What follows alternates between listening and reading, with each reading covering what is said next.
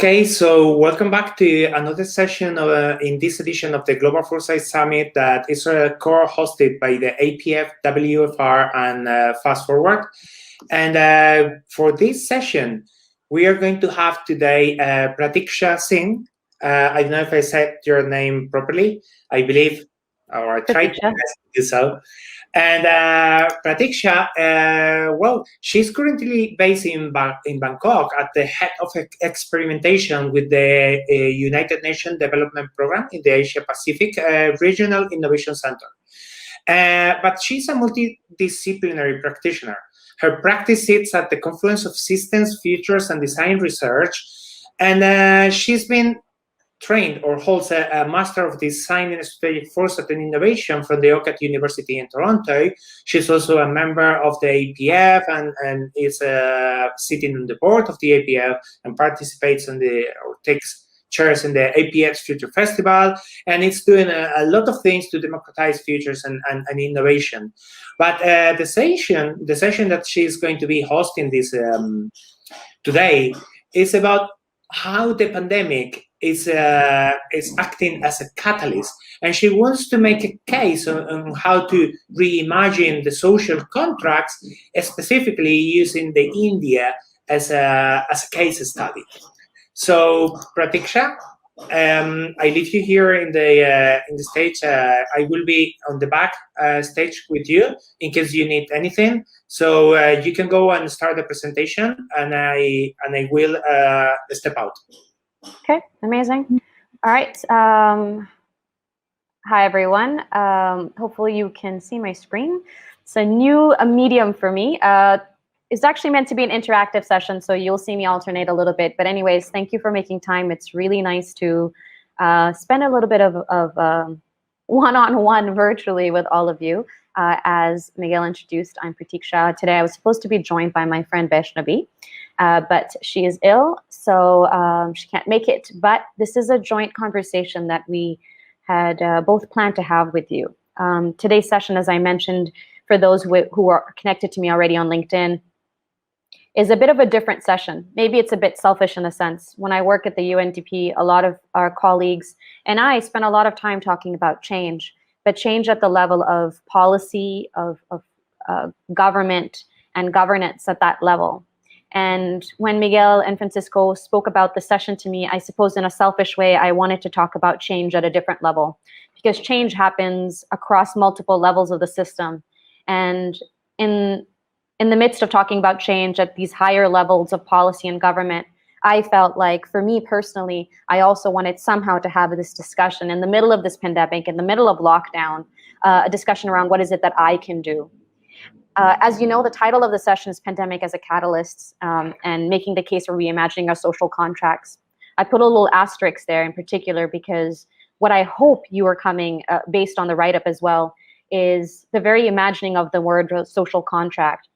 In political philosophy, as many of you may know, or social contract is a specific term. It means, there's sort of this compact that exists between the state and the individuals, this obligation of being, elected. And the very fact of it is that actually, whenever I see this term, I don't really think of the state as much as I think of my social contract with others, other beings. And so I wanted to selfishly have this conversation with others around how do we reimagine our commitment to each other, our unspoken responsibilities and consciousness of coexisting in the space that we call home, in the world that we call home together. And it wasn't just people, but also nature. And certainly there's some things that have happened for me over the last year in lockdown. I had just moved to a new country, moved into new country, new apartment, barely had a social setup when the pandemic happened. And I think for me, it's really made me think a lot about social elements of our daily interactions, perhaps because it felt like suddenly they were stripped away or gone. And what were the contracts, or what were those communities that I really relied on? Maybe that you can relate to that in some sense, which is the most actually unbelievable part, is that no matter where you are in the world, for most of us anyways, this ability of, or this experience of being captive at home is one that we can all relate to. I am very fortunate that I am surrounded by nature, and that has been a saving grace for me. Part of the inspiration for this talk was also trying to find a space to process the kinds of emotions and feelings I had been experiencing just by looking at what was happening in my home. I moved to Asia after about 17 years to be closer to home, and the irony is I haven't been able to go home since I moved back. And I think being close enough but not close enough is being close enough, but yeah, I'm closer but not close enough to my family. And these are the kinds of scenes that I'm seeing in the news. And I find myself getting caught up even as I see them actually on a large screen, because I can't tell you, unless you are also from India but sitting elsewhere far away from your family, how terrorizing some of these scenes are. There's a positive one at the bottom that I want to explain to you. But the reason why Vaishnavi actually largely we populated these pictures was because we wanted to share with you, particularly if you haven't seen them before, the scale at which this apocalyptic second wave has been hitting our home country. I am sort of outside in Thailand, and Vaishnavi is actually in India. But what is it that happens when you have to cremate that many people in a day? What happens when mass cremation sites have to be opened? When that person whose job it is to cremate, what is their experience like? What is it like when hospitals no longer have oxygen and it relies actually on you, your family members, to find them for you, but yet oxygen fill-up places are empty? Or that experience of migrant workers which were capsulated across media around that frantic panic of them, just like any of us, who are rushing to go home to their family members because their livelihoods and their places of home are actually so inadequate in the larger cities where they have sought work that they want to be closer to their families. Yet the transportation is absolutely anything but COVID friendly. The very end is that maybe this picture of hope, because it's very easy to despair looking at photos like these and news, to see actually the spread of how when humanity supersedes actually the very divisive, potentially divisive religious politics that many, many countries are experiencing, and so is India. And so to see actually gurudwaras or the Sikh community actually also very much just looking at their communities and providing meals to children from the Muslim community. I think particularly for me, if you know anything about my other futures work, I have an extensive range of work around inclusivity and plurality, and how do we actually overcome different divides. And for me, religious divides is certainly one of those that I find particularly interesting to work through, because they're so rooted in who we are. But anyways, I just wanted to offer you somewhat of a dichotomy between the kinds of things that were pushing many of us to feel so anxious and so overwhelmed and helpless from the outside, and others that were giving us some hope in ways in which our communities are actually rising above the divisions that may have in fact been playing a role in the ways that our societies have been structured. India is extremely stratified as a society, and the privilege have normally always had been offered sort of in a scapegoat. But the question I wanted to pose for us, and again, because I can't see you, I don't know who you are and where you're located, but perhaps these questions have some resonance for you regardless of where you are. But in India, one of the things that I had been posing to myself or asking was, how had the lockdown focused us to acknowledge our mutual interconnection and interdependence? And whether if actually those from different marginalized, sidelined, lower socioeconomic, or any other qualifier that you may be of those that we are normally considered invisible by our elitist sort of way of being, do those groups actually feel more or less connected, of a connection and interdependence with us being the privileged class? Or is it just that our privileged one-sided awakening, if even that? I'm not sure if everyone feels this awakening, but I certainly hope we do. And I pose that second question there because I don't know those answers, although I can presuppose what that answer might be, and it would probably make many of us feel quite ashamed. And the last question for me, as I was even just processing many of these thoughts and emotions around what's happening, being far away from my family, being anxious and worried for their safety, was, okay, in all of this, how does this very realization that actually we are interconnected, even though we all know that, but we've sort of needed this, sort of this wake-up call. What does it offer us as an opportunity to actually show up differently in this inflection point?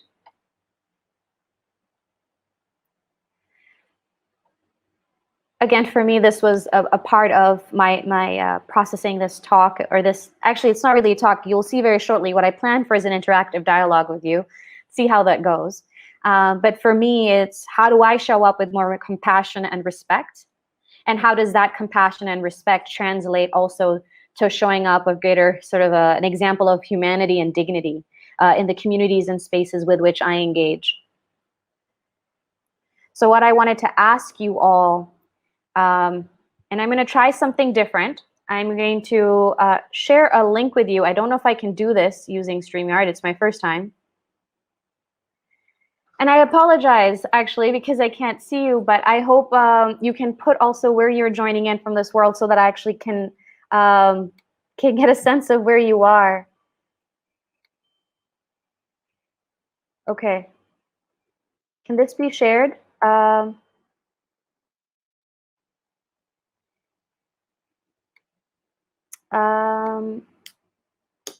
Yes, I can paste the link. So 1 second.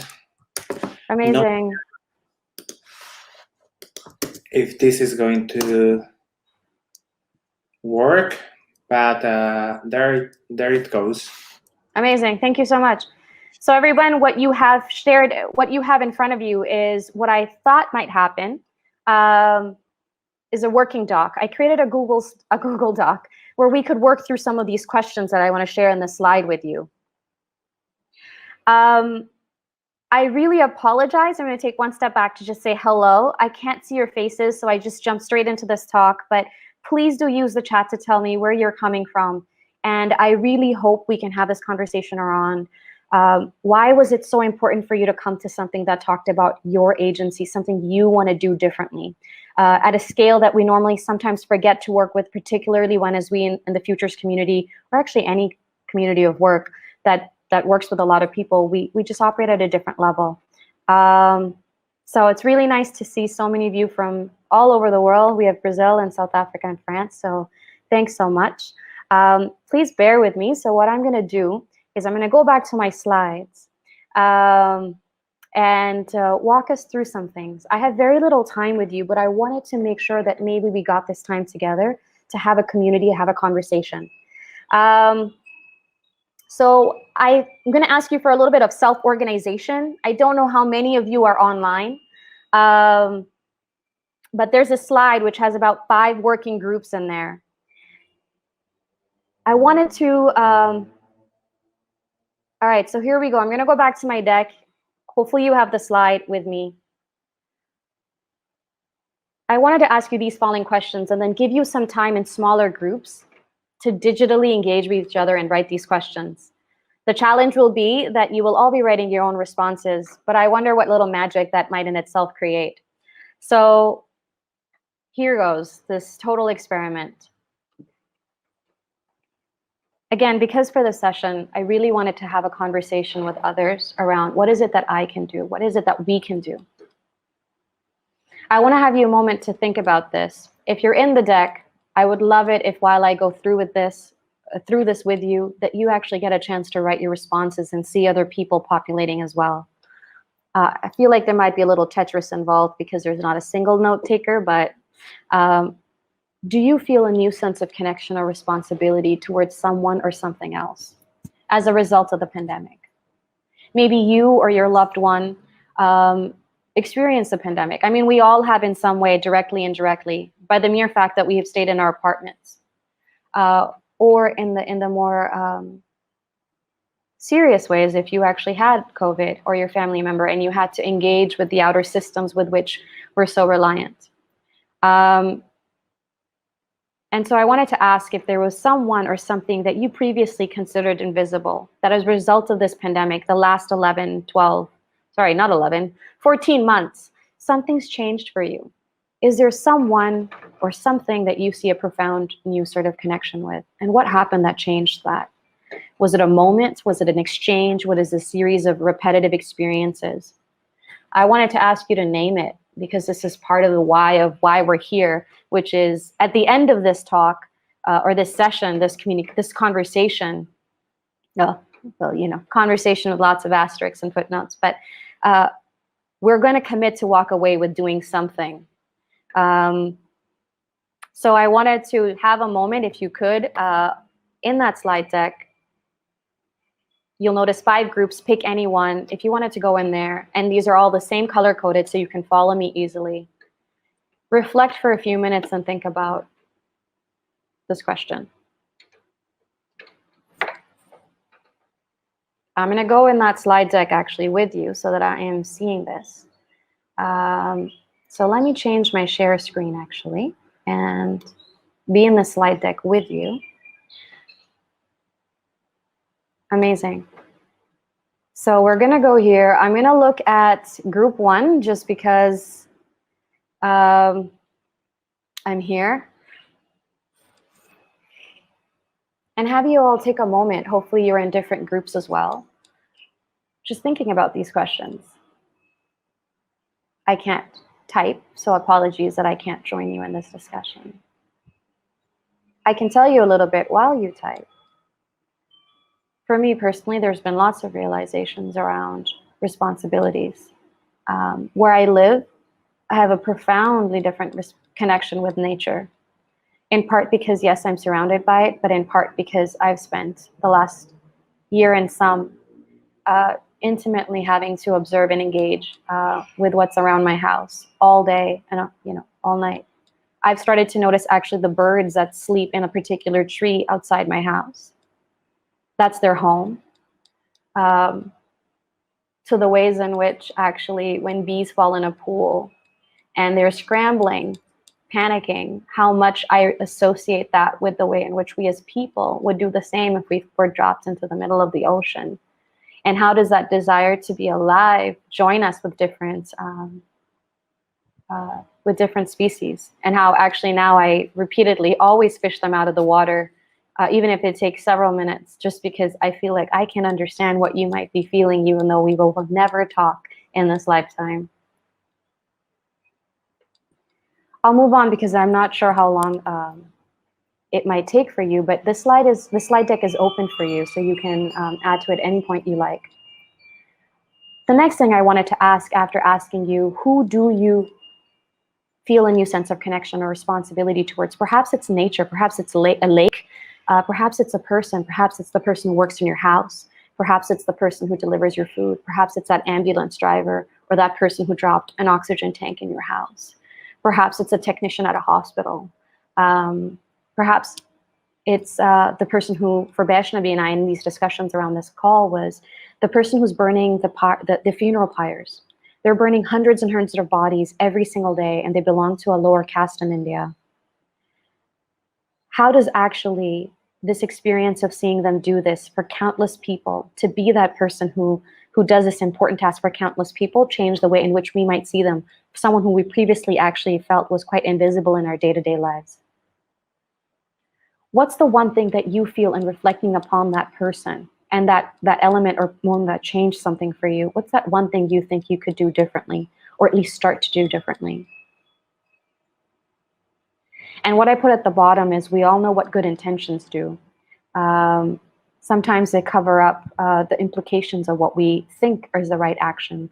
So I wanted to ask you, and have yourself ask yourself, is what you want to do differently going forward really based on an assumption of what you think is needed, that would be good to do for someone else, another person or being? Or is it really through some shared knowledge, known or shared knowledge of that this is in fact the need of the moment, where you can come in?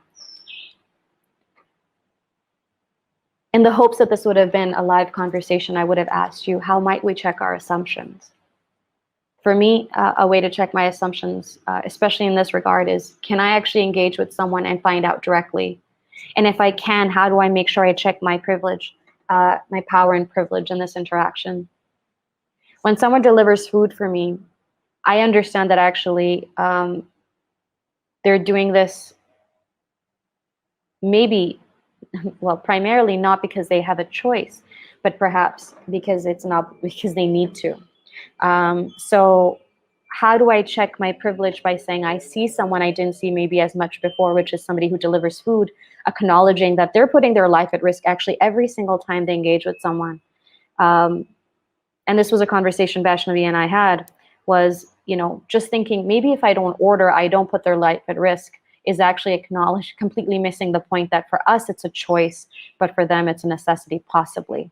And so how does that change the way then that we decide what else to do? And so, and this is particularly for an audience where perhaps you're in a different kind of a society where privileged communities think they almost own everyone else. Certainly this can feel the way in India, where that's just part of this culture that we're trying to dismantle. If you can speak to someone and ask directly, what is it that we can do differently? What would it mean for me to show up differently, to have a different relationship with you, to consider only asking a question that you would consider answering yourself, to make sure that actually you use your own very boundaries as your guide, regardless of whether that person is of lower, socioeconomic class or XYZ from you. And to be open to whatever answer comes your way, including rejection. And to remember fundamentally that actually trust is not built overnight. It is a process.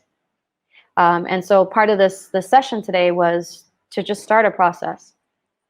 The other element of this, of course, is if you can't actually engage directly. For example, when Vaishnavi and I spent an enormous amount of, several hours talking about this session at this point. She doesn't know somebody who cremates. She doesn't know somebody who's doing that job.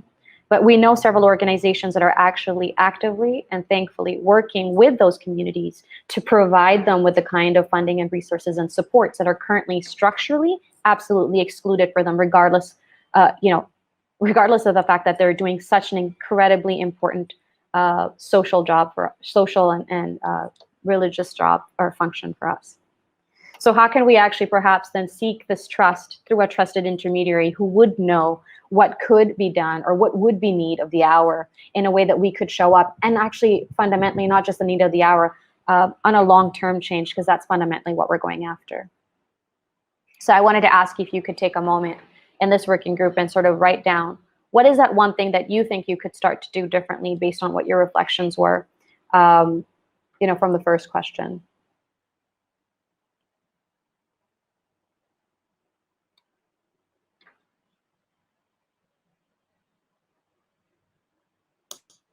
Prateeksha, you need to go to the slides and refresh because people are putting a lot of things in the different. There you go. Oh, okay. It's update in real time, but Okay. you have to stop the presenter mode and then go back into presenter mode, and you will see everything that it's been written. Most of the people is doing it in one. Okay, that's fine. No worries. Again, I have no idea how many are even here. Perhaps that doesn't really. I'll leave it like this so I can actually see the dialogue and the ways in which people are going. Hopefully it's, you'll see my 100,000 different tabs open. Apologies. The next question really to ask is, does this change actually ask you, does this thing that you think you want to change, hopefully you can validate if it's actually something that's of criticality and of value, but does this change actually ask you to show up differently, primarily in your personal or your professional capacity, or both? And the reason we posed this question was to ask ourselves this for a reason. There's a different level of vulnerability when the change is actually coming at you that you want to make, that's hitting you from a personal angle versus just your professional capacity. Sometimes in a professional capacity, we change the way we speak, we change the tone, we can create distance, we can actually justify it in different ways. And we can operate at levels that maybe don't require us to change personally, but to make a different kind of effort. Those are also just as important, don't get me wrong.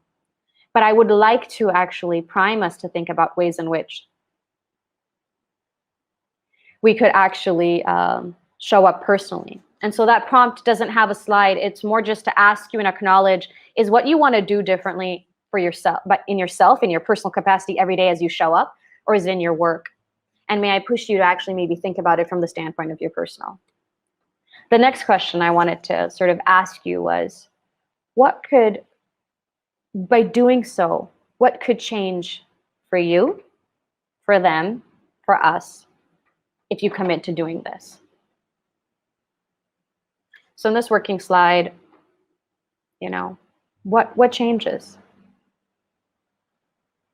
I'm going to go through it and give you a moment to write, and then we'll go back and actually read some answers, and maybe that would have been the better thing to do. I didn't realize they were being populated.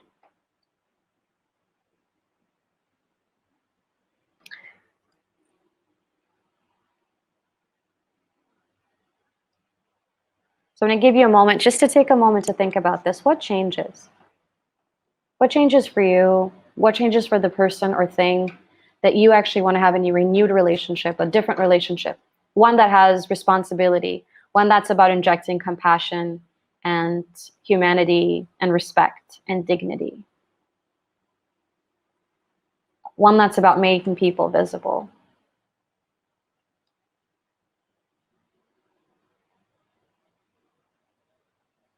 We've got everything here from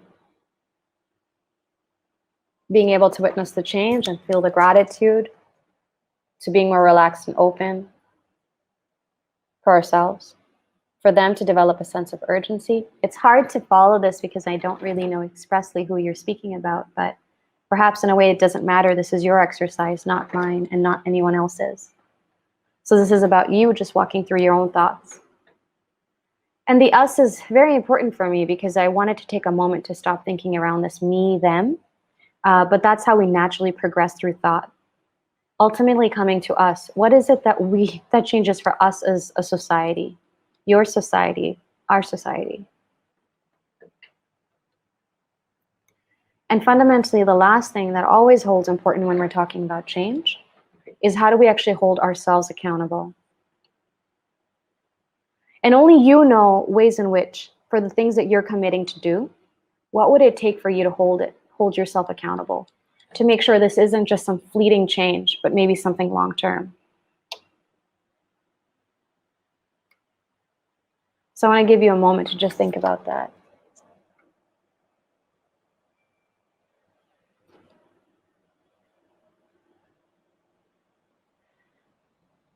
I think actually committing to the very fact that you will offer different foresight sessions for others is an amazing thing to commit to.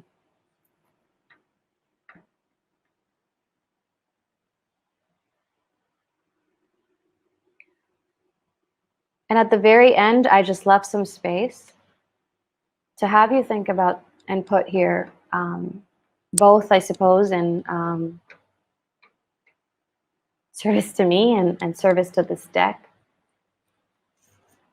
And I apologize that this presentation was a bit, maybe different than what we all expected, but what outside of these questions that I posed to you, which I will admit were only some, but the ones that I could best ask myself in partnership with Vaishnavi as I was trying to think through, it's important for me to not feel helpless. So for me, I always try to think about, okay, what's in my control? What can I do beyond this state of helplessness? What other questions would you have asked yourselves or each other if you could have spoken to each other in working through this Maybe I missed something very important. I have no doubts I've missed many a thing. But maybe this last slide is really just a reflection slide. And what I'll do in a few minutes is after I go through this, I'll go back up and just try to see some of the responses that you have. The end goal of this was really just to have us think through and create some space, even if it's 30 minutes, to talk about what is it that we can do. And we know that collective action is what social transformation is made of. And so what we're starting with is the first unit of change, which is ourselves. And the possibilities after that are endless. And I think the need and necessity for this conversation for me was in part because as someone who works in the future space, we can admit that we share the future together, and there's no singular future. We share the futures of, futures and of possibilities together as a community. In the past, maybe it was somehow okay for us to think of some people as just serving us when our life didn't depend on it. But when our life has started to depend on people, how does that fundamentally make us a much more grateful society? How does that fundamentally make us realize that we can't take people for granted? One of the persons that Vaishnavi and I had spoken to, or I should say Vaishnavi had spoken to, said that actually previous to the pandemic, they always had house help come, which again, if you come from many countries in the global south, having someone work in your home is a very normal thing. But for this person, before the pandemic, having somebody work in their home was something they never thought of. They didn't even realize that actually every time they ever engaged with this human being, it was within the comfort of their home, in their sort of safe space. And it was in the first wave when they actually started volunteering with an organization that took them to their homes, that they started to realize just how drastically different their realities are. And I won't say their comfort zone, their sort of, their place of comfort, because their homes are not their places of comfort many, many times. And so just that very realization that for many of us, but not all of us even, our homes are a place of comfort. But seldom do many of us, especially the ones who are here for this talk, have to share a space, a room with 10 others, as is often the reality for many of those who actually come into our homes to make our lives easier. So it was in going to their homes in that first wave that actually made her realize just how out of context she was finally meeting these individuals, and realizing what their realities were made her fundamentally see them as different, made them see all the sacrifices and the decisions and their daily choices from a very, very different light.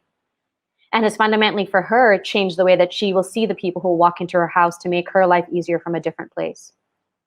Again, that's not a commitment possibly to do something different other than to have a slightly huge mindset change of actually seeing someone from a different light. Maybe some of your actions are more tangible, perhaps they're not. So really that was what I had wanted to have this conversation with you about. I'd been sitting in my apartment, certainly thinking about many of these things, thinking about the people that work in my parents' home, in my home, thinking about construction workers and migrant workers back home. There are definitely people that I always saw, but I didn't necessarily maybe ever process or ever give that much. And I feel quite, I'm being honest, I don't know if I ever thought about what is it that I owe them by virtue of the fact that I share space and that our lives are connected. I don't think I ever even processed that connection. So I know, Miguel, that maybe we are even at time, but maybe we can read through a few of the responses that people wrote. I would have. We can read out loud some of the answers, and you have a few of them, so we can stay for around 5 to 6 more minutes. Sure, sounds good. So I'm going to take a moment and just read through some of your responses. I don't really know the order in which. I know some of you are very graciously actually matching your responses so I can know who is who. So I'll read ones that I think are in pairs and we'll go with that. Who do you feel a new sense of connection or responsibility towards? Who do you feel a new sense of connection or responsibility towards someone or something else? And we've got everything from yes to the whole of humanity and the social responsibility of a futurist, to towards Brazilians in general, and how do we engage together and survive collapse. So I feel that way with you, the same as you for people in India. Towards life in general, much more than ever before, and the idea of community. And actually even towards the essence of life, appreciation of personal worth without being egoistic. I completely agree with you. I think, in fact, for me, the facade of fragility that we actually exist in every day has somewhat been bared for me. And I realize that gratitude of every day of having my family and my parents and myself wake up. I think for me, much like what's changed for you is more carpe diem attitude and enjoying every moment with people. Deepening the connections to everything, a profound challenge to my understanding of what I can be responsible for, and the awareness of human suffering and the hope for better futures. Someone wrote about how they realized much more that life is about connecting to family, the young and the old, and definitely nature. I could not agree more with you. In terms of the kinds of things many of you chose to do differently, to show empathy and patience for those not understanding where this is all going, completely agree. To get frustrated would not really move us towards a shared future that we can actually discuss that shared future. Moving towards this way doesn't actually allow us to have a discussion about the shared futures that are a reality. Increasing international cooperation and sensitivity to what happens in other regions, and to create better emergency support systems. I would actually ask many of you who are also writing these more bigger goals to say, what is it that you can contribute towards that would help increase this cooperation or this sensitivity? To be more attentive to people around, taking each opportunity to connect is something that's very tangible that you could do. To tap on the collective wisdom that's inherent in my own community of human beings, of ways in which our elders would spell out ideas that they wanted to express. To root ideas amongst Indigenous elders of the same ideas in circulation at this time. Root ideas among my Indigenous elders. Perhaps, sorry, I'm misreading that, about the best way to engage the future when moving through such time, to root ideas from Indigenous elders of the same. Sorry, I'm not sure what's being said there, but